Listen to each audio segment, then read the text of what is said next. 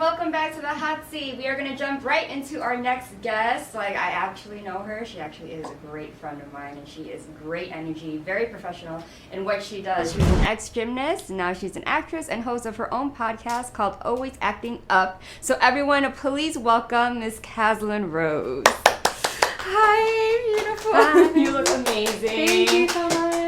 Please take a seat. You're right now sitting in the hot seat. Finally, I have you here. I am honored to be here. I'm very, very excited. Yeah, so first and foremost, big congratulations to you. She had just given birth not too long ago. So it took me a little bit to get her on here. I was not going to bother her while she was pregnant.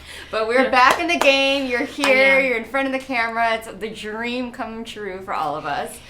Yeah, so let's talk about your past. So you had your roots in gymnastics, right? And so tell everyone, like, where you're from, where you're born, and all that nonsense. Okay, so we're going to go way back here. Yes, let's do it. Yeah, actually born in California, Beverly Hills. Mm-hmm. Hey, grew up in Texas. And yeah, like I heard you guys were mentioning in the previous interview, I do have a really strong gymnastics background. And I think that was one of the biggest reasons also we connected at one point, because I'd be scrolling through Instagram looking at all these gymnastics things, and I'm like, oh, this girl Priscilla has liked every single one that I've liked. So that was pretty much my background, like my entire life, training, homeschool training, like the works. Yes. Retired, and then I transitioned into dancing, which I think is a really kind of natural transition for a lot of gymnasts. Yeah, it was me too. I mean, that's how we connected. Yeah, I transitioned into dancing and danced professionally for quite a while in LA. I always knew that I was going to be in front of the camera, an actor and host. I just didn't know how I was going to get there. Like, I knew I was going to be in this world, but I didn't know how I was going to get there. And while I was doing dancing, I was also kind of slowly building up my acting, doing shorts, spec commercials, not really like pushing. Yeah. And I think with most athletes or dancers, an injury comes along, and that will turn your world upside down. And that was it for me. Like, it was like, oh, I can't roll over in bed anymore. My back is done. Like, how am I gonna do like all these jetés and this and this and this? I can't even stand up right now. I'm crawling on my hands and knees. And that was my big like push to go more into acting full time. And from there, started hosting, creating my own content. Producing, and now of course I have the podcast Always Acting Up. So what really drew you into staying in the industry? Did you love being on set, or did you always just have a dream for loving the craft and stuff like that? I think it's a little bit of everything. I think people talk about the acting bug all the time. Like, once you get involved and once you get that creative process like going, there's really no other careers or occupations like it. Like, how will I go from creating my own content and producing this and making this show to sitting in an office doing paperwork? And there's nothing wrong with that. But just my entire life I've always known that I was going to be in this industry to some capacity. And so I'm grateful to be here. It hasn't always been the easiest journey, I think, with most artists.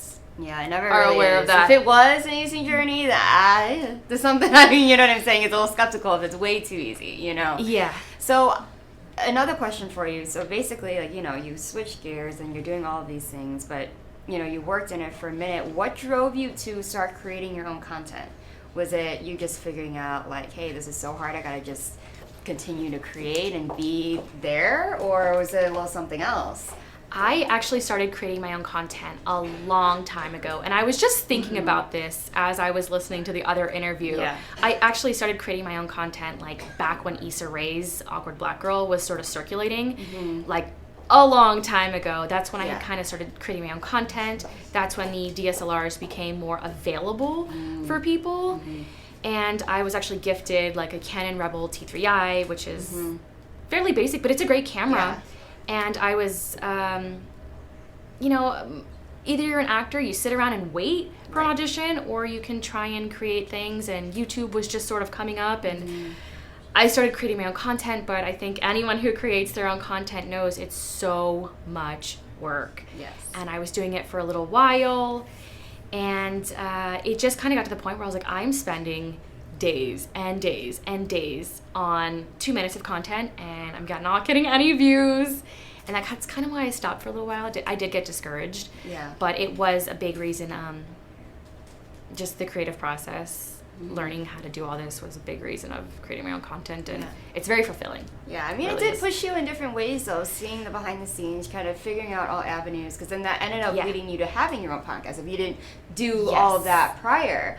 So when did the podcast become a thing? Because it's always acting. I happen to be on as a guest on the podcast, which is where we really connected a little bit more, getting to know each other. But when did you start to be like, okay, I just want to meet people in the industry?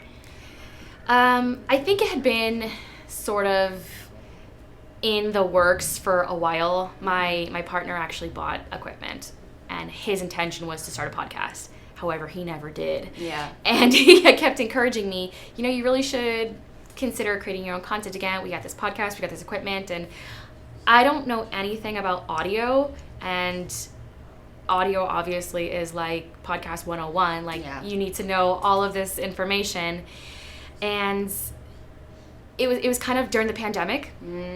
There's not a lot going on. I took as many acting classes and things online as possible, but it was perfect. It was perfect timing, and everybody was at home, and it was a great opportunity to reach out to new actors and artists and models and see their journeys and share their stories and what worked for them, what could work for you, and kind of help everybody else out.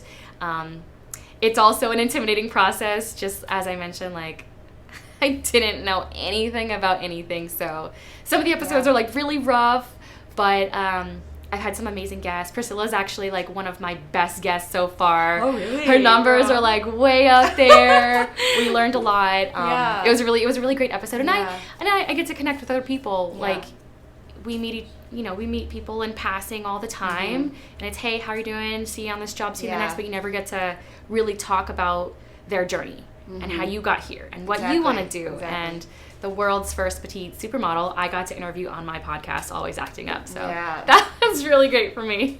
But it's a great time. And that's kind of another reason why I love this show, is because I get to sit here and really dig into the other person instead of talking about myself, right? Especially when you are kind of in the acting and you're kind of the talent. You're used to having to sit there, repeat the same story, or answer the same questions, or, meet the same people that want your help, blah, blah, blah. But when you just get to sit here, we're in a different realm of hosting and what it's like talking to other people and just finding something that relates you. I think you can take a lot of inspiration from. And so I think that you probably figured that out as the episodes went on. You're like, oh my gosh, like, there's so much more and in depth. Yeah, and it's really cool. What I noticed is some people, they're like very quiet, but like once you ask them like a couple questions, they just go. And I'm like, oh, okay, I'm just going to sit back and relax, and you keep talking, and I'm just going to let you keep going. And it was really fun to just listen to people. And I think we don't often get to share our stories enough, which is probably why I'm also just going. I'm always on that side, so being on this side, I'm just going to keep talking, and people just like to share their journeys. Yeah, and that's the main point. And sometimes you see that they're a little nervous, and you got to kind of make them feel comfortable in a way just to get out. You could see it kind of like a therapy thing. And they're just like, oh my gosh, like, I didn't think anyone would care about that, right? Yes. Yeah. That's actually, and some of the topics I like to cover on my podcast are situations that happened to me, and I'm like, no one's done. This hasn't happened to anybody else. And I'm like, oh, it did happen. Yeah. It happened to her. It happened to her, him, her. We do all share these experiences that we don't, we think we're the only ones, and it maybe isolating, or don't want to talk about it, or it's shameful, embarrassing. You're not the only one. There's a lot of people going through the same stuff. Yeah, in different ways, in different forms, right? Because we all technically are different, and a lot of times the things that we go through is just based on who we individually are, unfortunately. Like our struggles, how it affects other people, unfortunately. So what would probably be the most common thing that you realize has connected you with all of your guests, whether it be actors, models, producers? Good question. We are all artists, of course. Totally random, but it popped into my head the other day because I did see a picture of a friend, and her sister is a doctor. And I was just thinking, like, that seems to be like a thing with a lot of artists. Our siblings are all like have PhDs and masters. I'm like, I don't know if that's a thing. Like, you got one sibling who's creative and the other one's like, I'm gonna go and be a doctor. But what has actually connected us, I think, just honestly love for creating. Yeah. Love for the industry, love for the process, because like we mentioned, it's not easy. Unless you're Jennifer Lawrence or, you know, someone big, we're not quite balling yet. Yeah. So it is a journey, and I think we all relate because we all understand what that process is like and the sacrifices. Yeah. I think that is a common ground for every single person, what they've put into it. Yeah. Do you think, and I love asking host athletes this, is that because gymnastics and dance is very, very work ethic oriented. It's very, you know, you have to go in and you have to show up and you have to continue to grow. Do you think that has made a big impact on how you navigate the industry? 1,000,000%. 1,000,000%. I did gymnastics from the time I was 2.5 to 14. And yes, that sounds like I retired really early, but I was really, really going for it. Like 7-8 hours a day. Those are prime years though, the 14 to 16. Yeah, to compete. Yeah, like I was 14 and I was good enough for a scholarship, but I was burnt out and exhausted. But the fall down, get up, the keep going, the pushing forward, you're injured, you're hurt, you're tired, whatever, you keep going because there's always a light at the end of the tunnel. Yeah. And I think it's the same thing with this industry. And I do 1,000,000% believe that is what has kept me in this game. And I didn't get that audition, or I didn't get a callback, I didn't get the audition, like I didn't get anything. I just keep going because there's always something else. Yeah. So that's what a lot of people, I think, and you probably can attest to this, maybe not vocally say it, but work ethic will lead you farther than anything. Yes. Humbleness will lead you farther than anything, and then talent kind of comes next. I mean, you still have that as a foundation, but you know, you're going to last longer if you continue to fight for it in a more humble way. Right, because everyone's here trying, you know, clout, being very superficial, you know, they got lucky, now they think they're here, but, right, like there's a different way people move. I have seen that over the years, a lot of people who are way more talented than I am, but it's hard, and they didn't want to do it, or they didn't realize the work that they were going to have to put into it, and they have stopped. So work ethic is absolutely everything. It's discouraging. Like a lot of people are just there purposely to bring you down and take you down because they don't want you to succeed because they didn't. Right, it's a whole crab out of the bucket. They don't want them. They pull them down. You know, it is. It's challenging.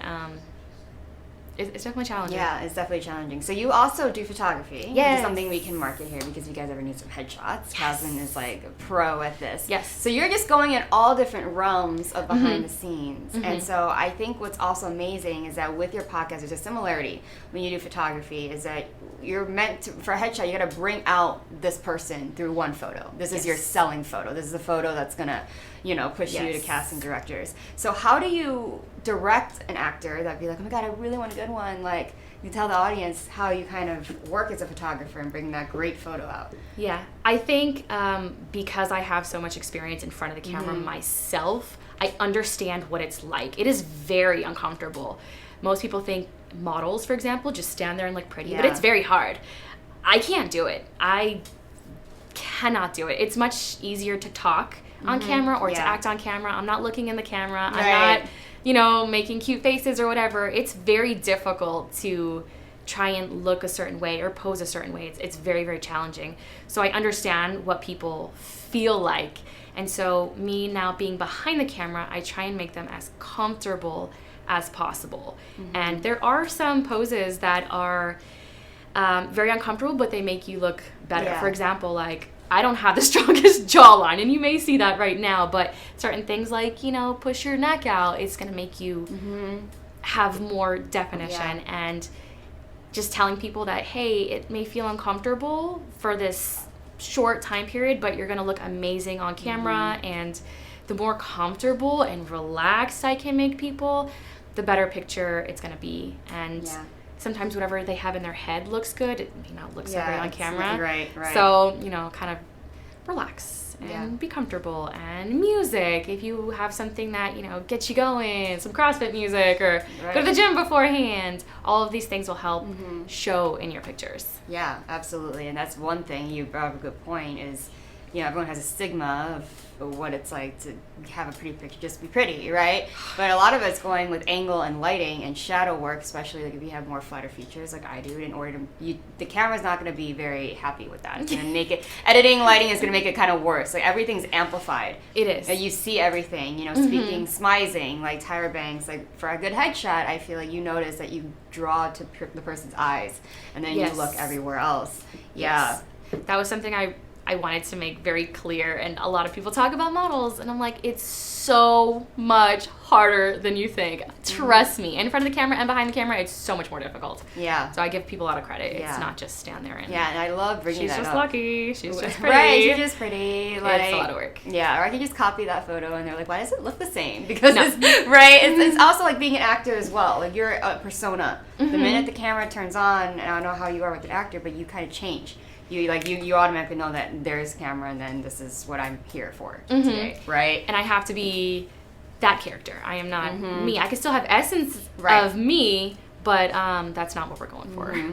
So you've done all these things, you had a beautiful baby, all of this stuff. What is your goal at the end of this tunnel? What are you really looking to be? What is your legacy really looking like for you?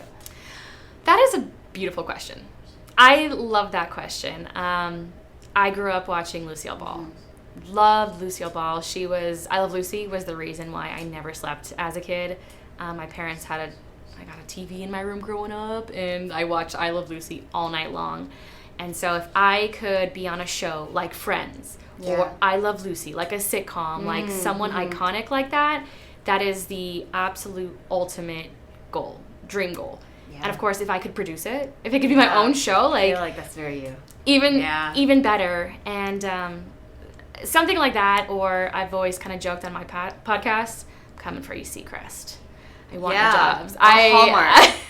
She could be the next, Lacey Chabert. You know what I'm saying? Like, I see it. I want to host, like, New York City, New Year's Eve. Like, yeah, I see that too. You have enough. He just got he does. Seacrest just got got show. Wheel of Fortune. Give me one. Just give me one. You know what I'm saying? He gets all the biggest ones, which, I mean, good for him. Absolutely. He earned it, right? Yeah, but like, for sure.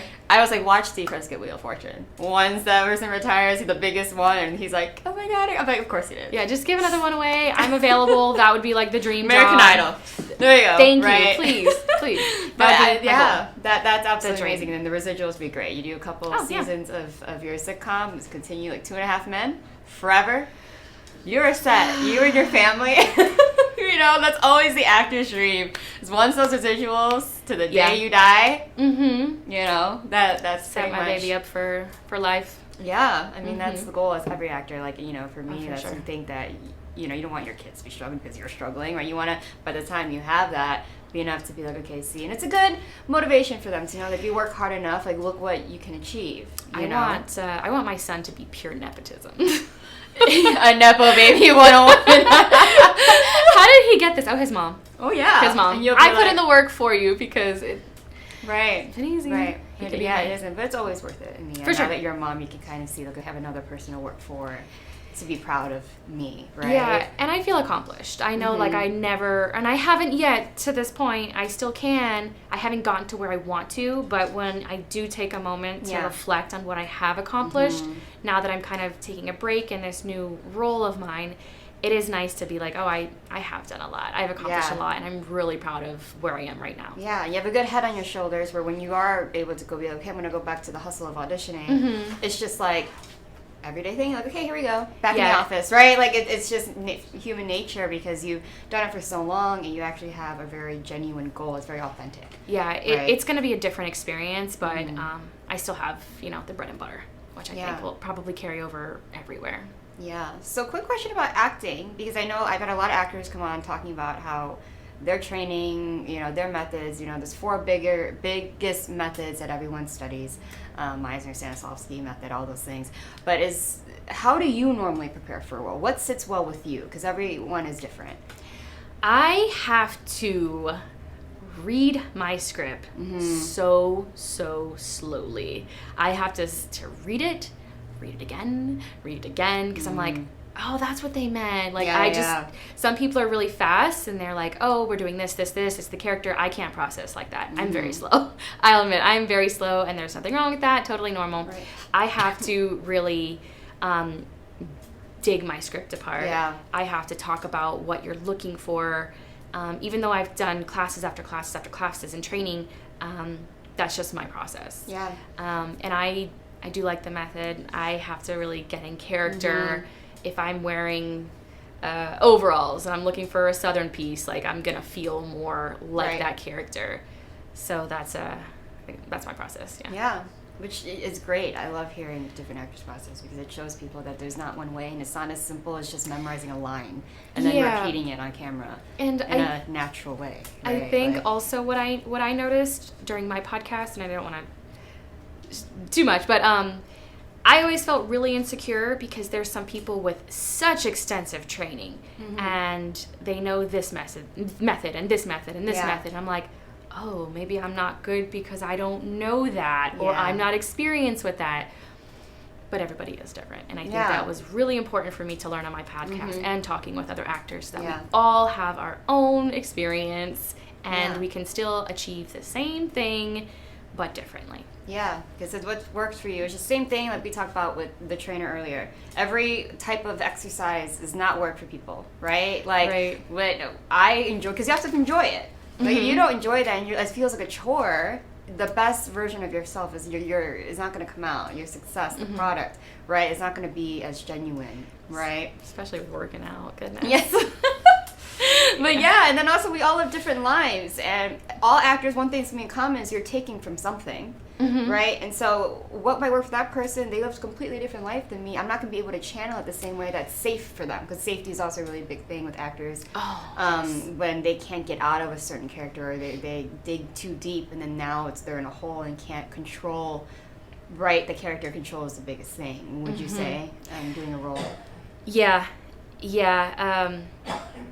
Especially, like, I'm thinking there's certain roles, like, it takes me a really long time to get there, and I've even been on set before when I'm trying to get into a certain place, and the background actors and everybody else in the crew, I don't think they meant it in a disrespectful way, but they were so loud that I could not remember, I couldn't focus, and it wasn't like they were in another room, they were, like, here. Yeah. They were very, very close, and it was, I didn't mean to pull like a Christian Bale, but it was like, hey, I'm sorry, can you guys be more quiet? Because I'm really trying to get into this really intimate, personal space, and it's a little distracting when you guys are talking about that hot date last night. Yeah, right. So I'm sure it was a great time, but it is, you do pull from personal experiences, and sometimes it can be embarrassing if you really think about it, but if you really want to take it that far, yes, but no at the same time, because it is acting, and that is our job, is to be vulnerable, right, to a point, but in order to be able to not consume you, because at the same day you have like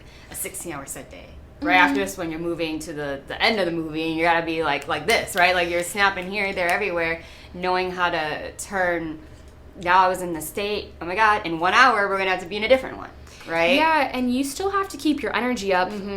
On hour 12, your 10th take of hour 12 still has to be as good as your first take, hour 1. Yeah. So you have to pull from somewhere. You got to suck it up. You got to drink, hydrate, whatever you have to do, because you got to keep the energy up, or it's going to start showing on camera. Oh yeah, camera sees everything. Yeah, everything is different. Like with photography, I think this looks great on camera. This looks great, and it doesn't. You're like, it's not giving. Different. You know, I'm needing something. It's different. Right? Yeah. You need to see the passion behind the eyes, and really just. Because at the end of the day, for a viewer, you have to picture it. If you're watching a movie, what really pulls you in, right? Because you're invested in the story. You're not watching, oh my god, yeah, the continuity was off. Like, the crew left a coffee cup, people, right? You know what I'm saying? Like, so looking at it from both sides, which a lot of people wouldn't know. So a couple more questions. The next one being, what do you look for when you're looking for guests for your podcast? What's kind of the criteria? Do you stick with a certain theme, solely actors and models, or do you expand? Yeah, so my podcast is called Always Acting Up. It is found on all podcasting platforms and YouTube. It kind of has evolved to what I was looking for. Originally, it was going to be my personal stories and my journeys, but I realized it was just so hard to talk to myself in a camera and keep a story going. So I do look for actors, artists, pretty much the entertainment industry, worldwide. Okay. I've had guests from all over the country, all over the world. I've had my parents as guests, but I do look for people who have a story to tell. I love when people pitch me an idea. That's actually my favorite, because you already have a story that you want to tell, something you want to share. I do look for people who are supportive of their careers and mine. It is important, I think, especially with a social media show like this, for people to help promote it. Some people don't, and that is very challenging, because it's the world we live in. So I do look for people who are active and who are really go-getters. I think that's a common theme with a lot of my podcast guests. We're all proactive and we're all go-getters, and not a lot of us just sit around and wait for those auditions. We're not quite there yet. So I do look for creatives, really. The ones that are very passionate, because I'm sure all of them have a lot to say, right? A lot to say. The journey of their hustling, they have been through a lot of things, in order to really build their story and their work ethic. Absolutely. So the one last question I ask all of my guests, because I love this question, and it really sums up them as a whole and their purpose in what they do. Is there a philosophy that you live by? There is. This was also a question that I heard in the previous interview, and I was like, oh, that is a fantastic question. Let me think about that. And it clicked like right away. And this was actually something that an old gymnastics coach had said to me. I had retired at 14, and then I had kind of toyed on the idea of coming back. And with gymnastics or with sports, working out in general, you're out for a week. Like, it's so hard to get back on that bandwagon. And what he had said to me is that hard work never disappears. It never goes away. All the blood, sweat, and tears that you've put in the past, it's always going to be there with you. There's always a lesson in there. And that is something that, like with the auditions, when I go back, my bread and butter is always going to be there. It's not like I don't know how to do a self-tape setup. I know how to do all these things. So the hard work that I put in is always going to carry me through. So hard work never disappears. And that's true, and it's going to carry you farther. And that's kind of where you're at. I mean, you've accomplished so much. So you should applaud yourself for that. Thank you. You have a creative mind where you're like, okay, what new can I go down? Because you have a foundation of knowing. The difference with this in sports is you know it and you have a craft, but this is your job, right? So I think when people go in the office, it's the same thing. It's basically the same thing. It's just every gig's different, right? The client's different, but you're able to navigate entertainment and camera work and learn something new. Some new social media app by then is going to come up. You're going to be like, all right, how do we do this? And trying to just make the most out of promoting yourself, promoting their love for the craft, and just building your legacy, girl. Thank you. Yeah, so thank you so much. I really like having hosts on here. I'm always so nervous being like, oh my God, I don't want to disappoint them. Because they'll be like, oh, this girl, like, what is the vibe? But anyway, thank you so much for taking your time out, coming on the hot seat. Caslin Rose, everyone, please tell them where they can find you. Yes, thank you so much. This is an honor to be here. This is my first type of like really anything since I had the babes. But you can find me. You can reach out to me if you want to be a guest on the podcast. Always Acting Up podcast. You can find me caslinrose.com, Caslin Rose, Rose. Social media, Caslin Rose. I made everything very simple. Everything is Caslin Rose. So find me, reach out to me, subscribe, say hi, ask questions. Any questions about the industry, I'm here for you. She's here for you. She's an intellect, 100%. So everyone, thank you so much. Round of applause. Thank you. Make sure to go check her out, and when we come back, I'm never done talking, so don't go anywhere.